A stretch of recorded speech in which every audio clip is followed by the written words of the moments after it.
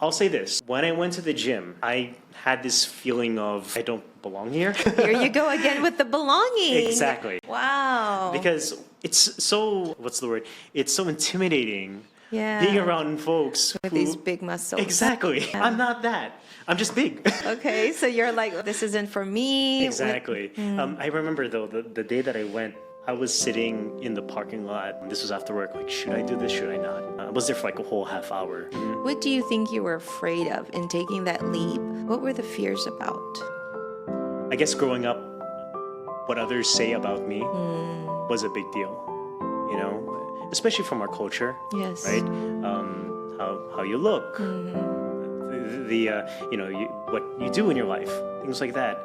Did you get a lot of the aunties and the uncles saying, hey, I'm JP and Tabamo, All the time. you're JP, you're big. All the time. All the time. It's such a constant thing. It may not mean a lot to them, but as the recipient of the comments, that hits you, right? And then growing up wouldn't just be from family members, it would be from friends, from school, or others.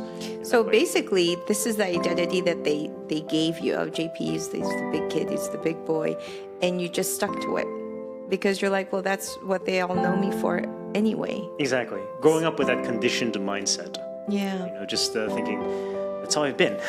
So going back to being in the parking lot, I'm like thinking, if I go to this gym, being with this crowd of individuals who have been here so many times Right. and are physically fit, I feel like they'll look at me and think something like, oh, look at that fatty over there, right?